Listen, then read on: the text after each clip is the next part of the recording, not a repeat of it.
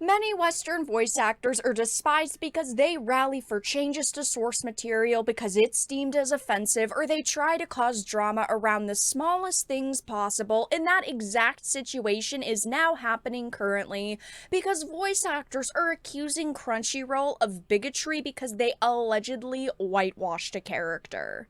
I have a few different things to show off, but before we get into the topic at hand, if you enjoy the content that I create, please make sure to subscribe to the channel and hit the notification bell. Follow me on social media like Twitter or mine so that you can see when my content is posted. And of course, if you do really enjoy the videos and the live streams that I create, please consider becoming a Dark Titan via Patreon for just $1 a month, or support the channel via YouTube memberships. All of the links are in the description, and of course, I do really appreciate your support.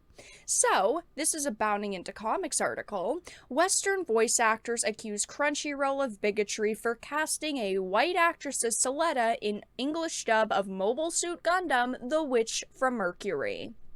In current year, it has become a taboo of the highest order among the West to have a voice actor play a character outside of their own race, gender, and sexuality, even if such qualities only apply to said character within one's own headcanon, as proven with the recent outrage surrounding the English dub casting for Mobile Suit Gundam: The Witch from Mercury.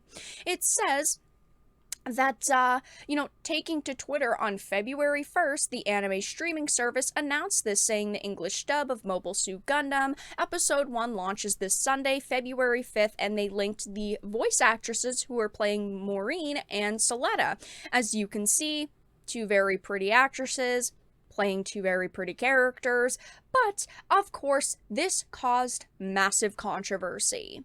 So thanks to her darker complexion and the now infamous marriage proposal scene between these two characters in the first episode, identity politics focused fans have now come to believe that Suletta is coded when overt stereotypes are used to portray a character's identity rather than it being confirmed by the author as both Middle Eastern / North African and queer. However, it should be noted that these personal reads are just that, as the series has shown Suletta to be neither.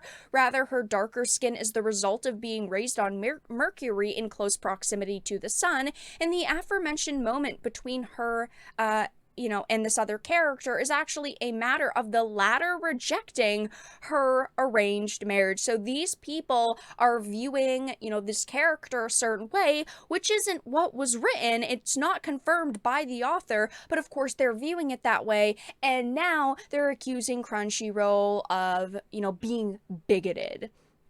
It says, regardless of reality, shortly after Crunchyroll made their announcement, some of Harris's colleagues in the anime voice acting industry responded to the casting news by expressing immense frustration over what they believe to be the white and straight washing of Suletta's character. It doesn't sound like either of those are happening again. As it pointed out, the engagement was a storyline because she rejected her arranged marriage, and she wasn't whitewashed.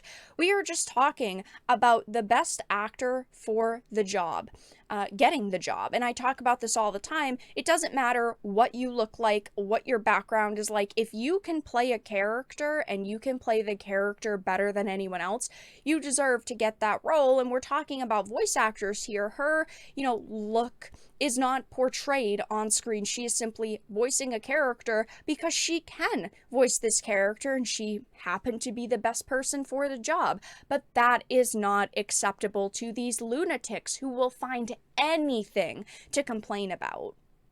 So the first set of tweets that blew up says, "It pains me to write this on a day that should be filled with nothing but celebration and admiration towards my peers, to feel as though there's a corporate flyer with a risk assessment eval stating how much one can get away with before receiving an inordinate amount of backlash. We can sit here and argue the merits of right for the role versus autocast because of ethnicity, but let's also not pretend that the quality provided by minority actors is less than the quality of of their peers, inclusion gives us the ability to tell the stories of our backgrounds.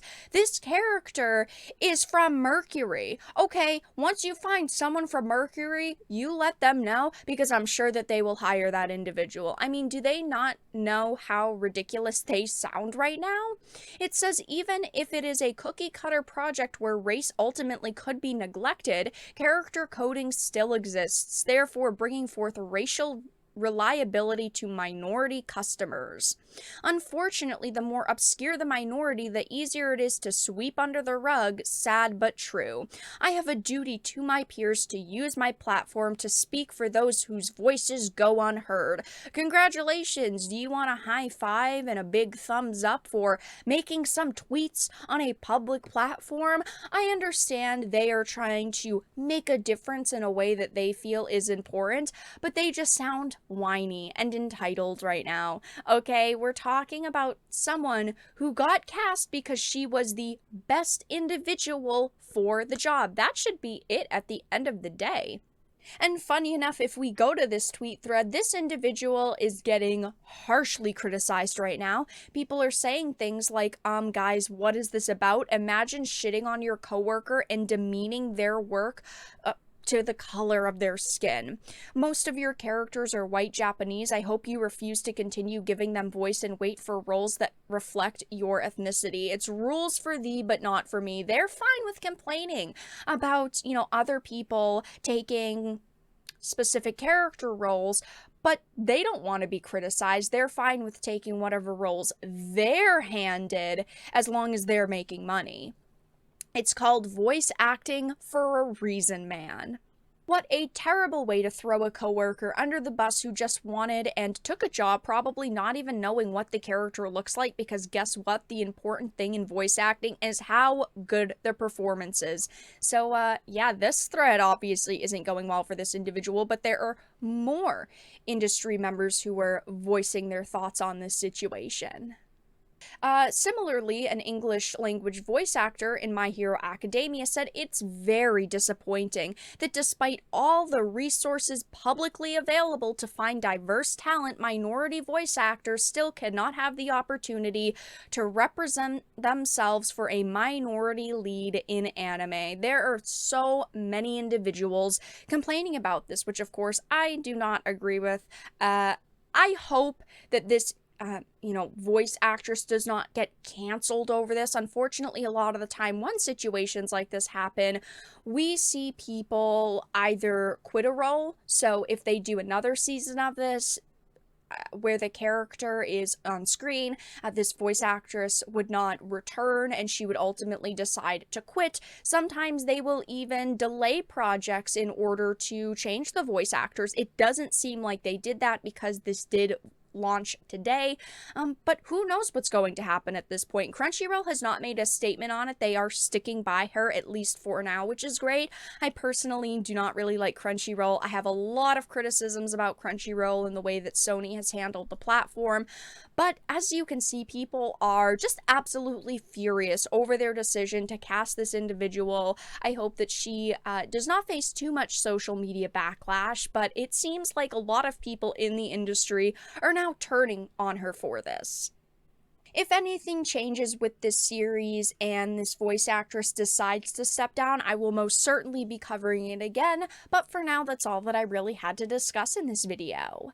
Let everyone know your thoughts in the comment section down below. If you enjoyed it and found it important and informative, please make sure to give it a like, share it, and subscribe to the channel. And of course, if you didn't, make sure to give it a dislike. I appreciate your support either way, but I will talk to you all again in the next video really soon.